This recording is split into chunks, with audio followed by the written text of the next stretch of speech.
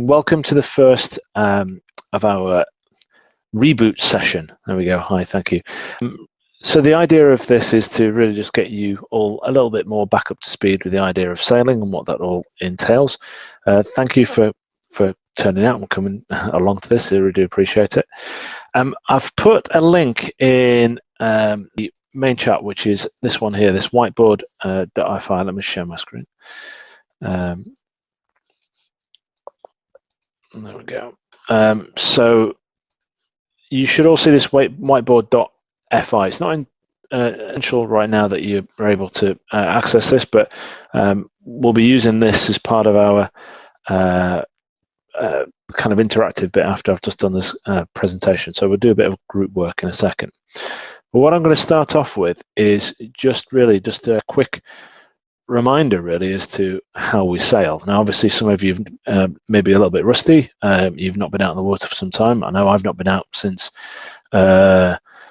August 2019 personally. I've just not had the opportunity to go out, and 2020 was a complete no-go really for me for sailing. But we're all desperate to get out and desperate to get doing something. So all being well, you should be excited about that.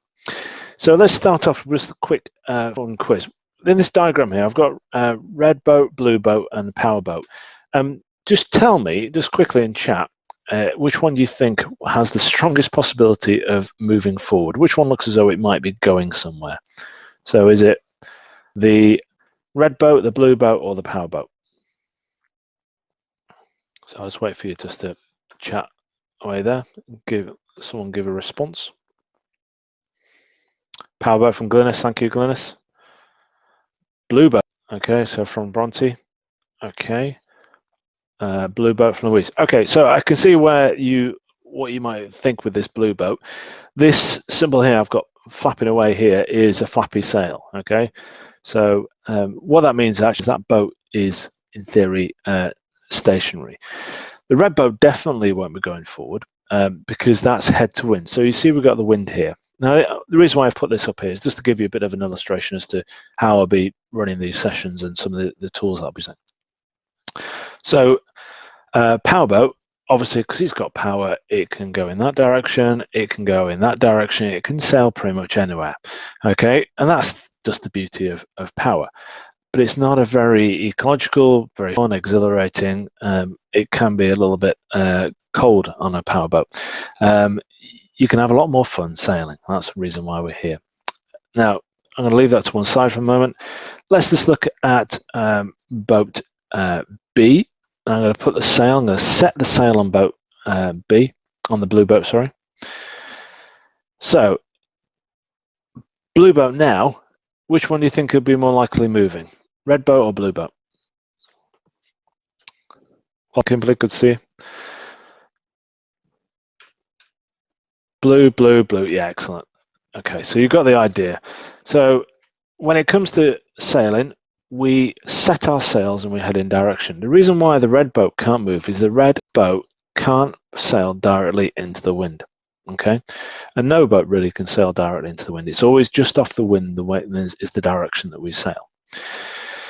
So obviously the power boat can go anywhere it wants, but sailing boats are a little bit more restricted. And if you remember, we call it, some of you might have never heard it before, but the idea is tacking, zigzagging your way upwind to make sure you can actually proceed. So you would never head in a kind of direction straight up there. You would always go a little bit 45 degrees and just off it, sometimes say 30 degrees to the wind. Okay, so the reason why we can't sail into the wind is obviously because wind is a power source, but it's also a brake, and you can't sail directly into the wind. It's just not possible for a sail to do that. Stopping, though, is an important part of it. So we've got two options when it comes to stopping. We've got turning the boat into the wind, like this, okay? Or, as we had earlier in this blue boat's case, you just let the sail out and the sail would flap. So if I was to position the sail like so, and I was to let the sheet out, so that's the sheet is the rope that's attached to the sail, so the main sheet is the one that's attached to the mainsail. If you've got a jib at the front, so that's a small sail at the front, then that's called a jib sheet, just a reminder on that one. If I was to let the sail out, then it wouldn't actually hold that shape because the wind would be passing straight down the boom and run along. So end up with this, like we have here, a flapping sail. Now, one phrase that we always remember and use is a flapping sail is not a happy sail. So just remember that one, okay? Now, that's actually quite useful. It's good to have a flapping sail if you're wanting to stop and you want to let the wind out of your sail, you want to spill the wind from your sail because you want to control the boat. So that's one way in which we control the boat, is by letting our sails in and out. If you're on the jetty, it's a good idea to try and drop your sails if you can, because all they're going to do is keep on flapping while you're inside having a cup of tea and a piece of cake, and that'll actually kind of wear the sail down, call that flogging the sail. So it's just one to be mindful of. So, okay, these two boats are just the examples really of a good position to be in when actually sat. So if you did want to position yourself, and you wanted to stop, you just wanted to rest when you're sailing, then you could be in a position with red boat, or you could be in the position of the blue boat. Which one do you think would be the safer position to be in? Okay, would you rather be sat in red boat or blue boat? Glynis is saying red. Any other advances on red or blue? Which one would you rather be in? The powerboat. Thank you, Glynis. Red, Louise is saying. Okay, red. I'd actually rather be in the blue boat. There you go. Thank you, John. And the reason why I'd rather be in that blue boat is what happens if you're sat head to wind with your sail flapping like this, is the sail can actually swing around a bit. And imagine if your head's there, you're trying to deal with an issue, you're trying to pour a drink maybe, maybe stopping for sandwiches or something like that. All you're going to do is going to get bumped on the head. And we always say the boom is the thing. The reason why we call it boom is because it makes a boom noise when it hits you on the head. It's a part of sailing that you just have to get used to the idea that this big pole swinging around could actually knock you on the head. Now, when you head to wind and we tack and things like that, the actual forces of the boom aren't going to be enough really to do you too much damage. You're just going to bump yourself. But if you are sailing and you're doing a jibe, if any of you remember what jibes are, it's when you turn the stern through the wind, you'll find that the last thing you want is the boom smacking you on the head. So it's always a good idea to keep out of the way. So I would actually prefer to sit in blue boat with the wind, with the sail flapping away and just avoiding it bumping around on my head. So let's just have a look at controlling the speed. So let's just move this one out of the way. Let's put our sail back on blue boat. So I'm what we call here close hauling, or almost close. So I might just head up a little bit more. So remember, heading up is when you turn the boat towards the wind. Bearing away is when you take the nose of the boat away from the wind. So in my boat here, I'm going to head up. I'm going to sheet in my mainsail as much as possible. So that would almost be where you block to block. If you imagine there's two blocks on the back of the boat, those are little round discs with a rope go through. Those are what we call blocks. So there's one on the boom, the end of the boom, and one on the back of the boat. When we say block to block, you're almost pulling in nice and tight, and you're heading upwind. If you wanted to slow down, so let's say there was a gust coming, what I sometimes do is I have my sheet up like this, then I look around, I'm looking for gusts of wind coming along. If it's a windy day, like today's been quite a windy day, probably had some snow as well, then I might let my arm down, and what that's going to do is that's going to let the sail out just a touch, and that would just spill the wind out the sail just enough to control the speed. So it's a really good way of just controlling your boat. If I was traveling across the wind, I would have my boats like this. If my boom sail was set out like this, then I wouldn't be gathering much wind. I wouldn't be going very slow, so that would be a way of controlling it. If I wanted to make, I suppose, maximum use of the wind and power, then I'd have my sail set halfway. So if you're going across the wind, remember, set your sail at about halfway. We'll talk about centerboards and dagger boards, etc., a bit more later on, but that would want to be kind of halfway down. Just remember, if you're shooting too much, there's a risk that you might capsize, and we'll look at that on further sessions. The last thing I'm going to mention just as part of this demo session here, because I'm going to give you a bit of group exercise to do, is just thinking about positions of your boat in relation to objects and other things. So let's say I got my boat here and I'm going to come alongside this powerboat here. Now, do you think it would be wise for me to come alongside on the port side of the powerboat or the starboard side of the powerboat? So give me your answers, port or starboard. Which side do you think would be the best side for me to come alongside with that boat? Port or starboard? Port from Bronte, starboard from Glynis, port from Maggie. Okay, be interested to hear your views on why. I'll tell you my views and hopefully they do match up. I would come alongside on the port side because what the option there, so I'm going to bring it in, I'm going to swing it round, I'm going to bring the boat to a stop, and I'll obviously let my sail out and let it flap. The reason why I'm doing that is that if something goes wrong, if I'm going too fast or if there's a problem, then I've got an escape route. It's an easier escape route. So for whatever reason, I'll come alongside the boat, and let's say it's pure embarrassment, you got the wrong boat. You can then turn the boat away, position your sail accordingly, and sail away under your own speed. If you're in this position here, if you come alongside on the starboard side, then you've got to somehow take yourself from being very slow, because when you come alongside, you want to be nice and slow and controlled. You're going to find yourself in a position where you've got to suddenly then find a way out. And that means tacking. And tacking when you've got no wind in your sail is a very, very difficult thing to do. You need momentum to get yourself through a tack. And remember what tacking is when you take the nose of the boat through the wind. So I know I'm not changed with sail here, but that's what we call a tack there. So you would move over and the sail would swap sides. Let's get my other sail. And that would be a tack. So you're taking another boat through the wind. Right, so all being well, you've now got access to the to this. I'm going to give you a little exercise to do in your group. So I want you to go back to your tables. It doesn't need all of you to have this, but maybe one of you could open this up on your table. I'm going to ask you to use the tools here to draw on this where you think the positions of the sails should be when you're coming alongside the boat. So the exercise is to come alongside the boat in a nice controlled manner. So where would you position your sails? Chat it through as a group on your tables. If you want to add a bit more adventure and danger to it, then I want you to look at how you would reverse that boat in steps from step 6 through 7 to 8. Where would your sail be? So your exercise is go back to your tables, pick your tables, beginners or novices, depending on the groups that you're in. If you're late, come along, then please do check those out. Glynis, I'll check about the prop on the powerboat comment you just made.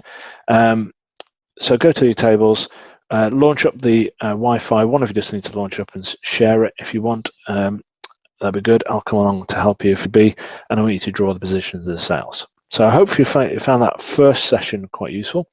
I'll see you on your tables in a second. You'll need to rejoin your tables. So thank you.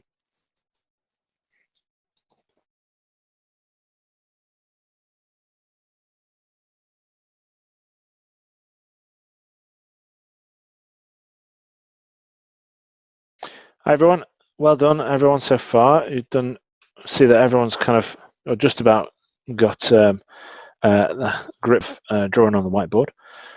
So I'm going to share my screen. I'm going to talk you through the answers to this. Feel free to raise your hand if you've got a question. So you'll see on the right-hand side, you've got chat, etc. Attendees. You can raise your hand if you to ask a question. So feel free to do that as I go through this. So this was the exercise that I set. I'm going to have a look at the answers to it. So this is my kind of answer to it. I'll pick a couple of examples and we'll look through how you've all done. But so effectively, hopefully you can all see my screen, okay? So we've got sail number 1. So I'm going to be moving along. I want to keep my boat moving. So what I do is I position my sail at that halfway position. That's me maintaining some momentum. Ideally, what I want to be doing as I get towards that powerboat is to make sure that I lose all my momentum when I come there. The powerboat in this case is good, the wind's blowing it, so it's typically going to be sitting head to wind in this particular scenario. So the first thing I do is I'm going to line up almost looking at the rear of the boat. So looking at side on, so I could see straight across. I would just be looking right at the side of the boat, but lined up with almost the rear of the boat. I'm going to bear away. We'll talk about rudder positions and tiller positions, etc. when we do that in further sessions, but I'm going to bear away. I'm going to start to decrease my speed a little bit, so I'm going to let my sail out. Now, obviously, when you bearing away, the further, if I was to let the sail out all the way down here, then that would be a flapping sail, and actually not that possible in some boats. So in this one here, let's imagine we've got a couple of shrouds holding up the mast. That boom's going to be restricted about how much you can actually let that sail out. So as I come round, I'm going to keep that momentum up. I'm going to start to let my sail out. Now, I could actually let my sail out just a little bit further there, but that would be just me using the wind, the natural wind as a brake. The friction of the hull in the water would slow the boat down. So I could just keep letting my sail in and out just to control that speed. Now, actually, what happened alongside 6 initially is I'm going to let my sail flap. I'd probably speak to the instructor on the boat, and I'd probably hold on to the boat, or they'd hold on to my boat, pass instructions around, pass the supplies across if there was someone was giving me a hat or whatever, and then I would bear away. Hopefully, my nose would be the wind would push through the wind, or maybe someone just give me a shove off at the front, and then I'd be able to sail off. But what we're asking you to do here is actually go in reverse. So what we're going to do is we're going to push that boom out. And what that's going to do is then take the boat back towards this buoy here. So pushing the boom out will mean that the sail will curve with the wind, and you effectively using the wind where almost as a brake initially. If you want to stop the boat when you come alongside, if you're going a bit too fast, you can push the boom out and stop yourself. And then if you hold it there for too long, then the wind's going to gather in that sail, and it's going to then push you backwards. So in my sailing position, I'm coming along, I'm using the sail to control it. I've got my sail positions relatively okay. It's a hard one to do this because you're going to be letting your sail in and out. So it's a hard one to kind of illustrate, but we'll have a look at those at the same time. So let's have a look at some of the examples that people have put up there. So let's have a look at Bronte's here. Okay, so Bronte started reasonably good position there. You probably in a bit tight there. You probably want to let it out. That's a perfect position for I suppose being on a reach, going across the wind. You may, if you were controlling the wind, you may just spill it out a little bit. You're absolutely spot on there if you wanted to head upwind and then come alongside and flap. That's all brilliant. So what you might find though, Bronte, is if you let your sail out there just a little bit, then you'll be able to control your speed, but I can see what you're trying to do there. So that's grand.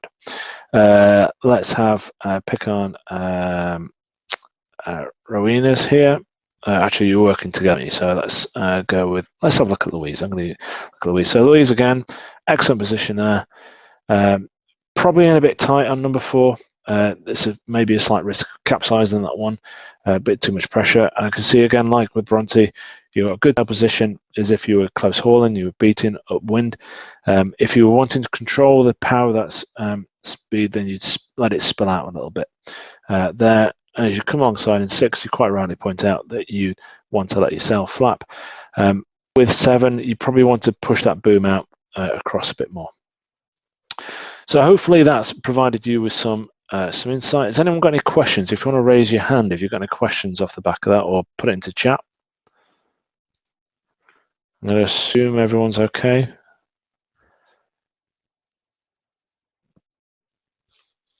Okay.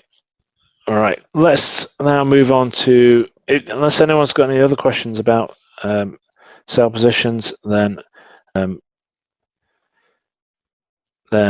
we'll move on to the quiz bit. So I'm going to do a quick quiz for you. Okay. Now, the way I want you to answer this, I'm going to put the question up, and I want you to Put the answer in the chat if you can. There should be short answers. So let's let this load up. So we're looking at how boats move and stop. So first question is, what powers a sailing boat? Put your answers in chat, or if you want, you can raise your hand if you really want to speak to me. Wind, wind, wind, wind. I hope you're answering that question, but yes, absolutely perfect. So wind is what powers the sail. Baked beans, thanks for that, John. Similar kind of thing, generates wind. Obviously, as we say here, some boats have engines, so power boats have engines. Now that does actually bring up some interesting questions when it comes to rights of way, but we'll come on to that later today. So congratulations everyone there who put wind. No marks for you there, John, with baked beans. So the next one is, what part of a boat is the same as the accelerator on a car? So if you're thinking about a car, you've got the accelerator that's effectively putting more power into the engine, making you move faster. What would you say is the accelerator in the car? Excellent. So we're looking at mainsail. Yeah. So sail seems to be the answer. Well, yes, that's the answer. So sail is the answer. And if you all remember, the rope that is connected to the mainsail is called the main sheet. So let's remember that one. Okay. So do sailing boats have brakes? Yes or no? Is there a brake on your sailing boat? No. Anchor, well done. You could throw an anchor over the side. Okay, so sailing boats do not have brakes, so that's a no. The best thing you can do is put the nose of the boat into the wind. So that's a really good way of stopping your boat. So turn the boat into the wind. And as we mentioned, when we come alongside the power boat, if we wanted to stop, then we could push the boom out, and that would help brake. It's also quite a good one when you come alongside the jetty if you're going quite fast. But obviously, if you're holding that boom there, you will start to move backwards. Okay, what is the best way to slow down a sailing boat? So we're not talking about stopping completely. How would you want to slow down a sailing boat? Just put your answers into chat. Okay, Trisha's saying let out the mainsail, head towards the wind, spill the wind from the mainsail, sail into the powerboat. Thank you, John. Okay, so yeah, there's two options really. You can turn the boat into the wind, and that would add more friction to the boat. So it's a good way of slowing yourself, or letting yourself flap, or letting your sail out. So using the sail, I would say probably the best way is really to you can use that sail to let it out. Now there are situations where actually letting the sail out could actually increase your speed, and that's if you're heading downwind, but we'll come on to that in another session. So typically when you're heading across the wind or you're heading upwind, then letting your sail out will help you slow the speed of the boat. Can you sail a boat directly into the wind? Yes or no? No from Tricia, no from Bronte, no from Louise, no from Dane and Rowan. Excellent. Not for very long. Yeah, if you've got momentum, you will move head to wind for a bit, but not long. So yeah, the best thing, the answer is no. Move through the wind. This is what we call tacking, so this is where you zigzag up, but you can't actually head into the wind. When you're sailing, does the wind always come from the same direction? No from Tricia, no from Louise, no from Dane. Oh, ho from Glynis. Thank you. No, it doesn't. Absolutely correct. The wind is always shifting. It can even shift when you're on the tarn, in different positions, tarn, on the water, on the lake. Tends to be a bit more consistent when you're in places like seasides or something like that, if you're at the in the ocean, because there aren't any buildings or trees to turn it.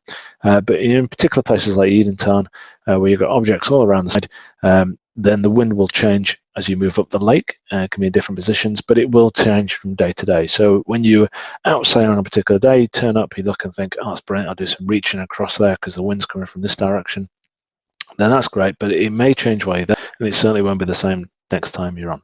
A little task I'm going to ask you to do before next session is to, I want you to look at some weather forecasts for the wind, and I want you to come ready next week with a bit of an indication as to wind strength and direction for you, but I'll give you more details on that at the end. Okay, I want you to complete this sentence. A flapping sail is not a happy sail from Tricia. Trisha's very hot off that keyboard. Archie, well done. Yeah, brilliant. So a flapping sail is not a happy sail. That's absolutely correct. We say that the reason why we say that is that if you leave a sail flapping when you're on the jetty, when you get your boat moored, then it will log the sail. It could eventually damage it. When you're on the water, it's just a really good indication as to whether or not you got the sail set right. So if you're sailing along, the sail starts to flap, there's a good chance then it's just a bit too far out and you want to sheet it in a little bit. Just depends on the direction, but yeah, typically use the sail as an indication as to whether or not you've got the actual sail curve as an indication as to whether or not you've got the sail set correctly. We'll look at sail setting a bit later on in the coming weeks. Okay, what is the name of the sheet that controls the main sail? Main sheet from Glynis. Tricia, main sheet. I think we've got the idea there. So absolutely correct. What would we call the sheet that controls the jib sail? Anyone want to suggest an answer to that one? Jib sheet, perfect, absolutely. So yeah, so in boats, the ropes that are connected to the boom and the sail, the foresail, the jib sail, is what we call a sheet. I don't know why we call them sheets. I imagine a lot of people, when they think of sheets, when they're in a boat, they might actually think there's a sail being the sheet, but actually no, that's the sail. There's lots of other weird names for ropes on boats. So in the example that we looked at as part of the side, which side of the boat do you come alongside, the near or the far side? So if you're coming along, there's a power boat, you want to come alongside, do you go to the far side or do you go to the near side? Far side from Bronte. Far side, yeah, perfect. Glynis, you raised an interesting point about the position of the power engine. Actually, if a boat is positioned for you to be coming alongside, the engine actually should be switched off. It shouldn't really have the engine on. It might be an idle, but that's fine, but certainly the prop shouldn't be turning. It's going to be very hard for a sailing boat to come alongside a moving powerboat. They're not impossible. There are some quite slow powerboats, but the actual prop shouldn't be too much of an issue, and you shouldn't be getting too close to that anyway. You should be able to make a nice tight curve and come alongside. Okay, final question. Which is safer when stopped? Pointing the boat head to wind or pointing just off head to wind? So you're going to be sitting with the nose of the boat pointed into the wind or just off the wind. Excellent. We're getting some just offs there. Perfect. Okay, brilliant. Yep, absolutely. So you just want to be sitting with it just off the wind. And we talked about that just because that boom will be flapping around. It could actually bump you on the head if you're not too careful. Well, that's actually the end of today's session. We wanted to keep these nice and short and sweet. So we will, next week, we'll be looking at, let me have a look at it for next week, is going to be talking about boats and bits. So we're going to be talking about parts of boats, etc. Just to remind ourselves of all these names that we're talking about here.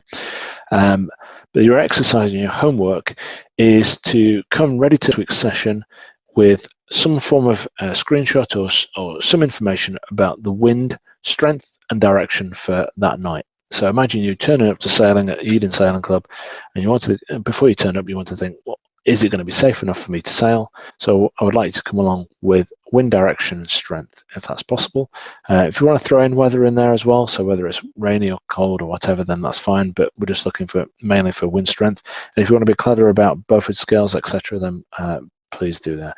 In terms of anywhere specific, where you live, your location, or if you just want to use Eden Sailing Club as an indication. So let's say go with Eden Sailing Club as a location. Doesn't matter particularly where, but I just want to see evidence that you've looked for the wind and weather.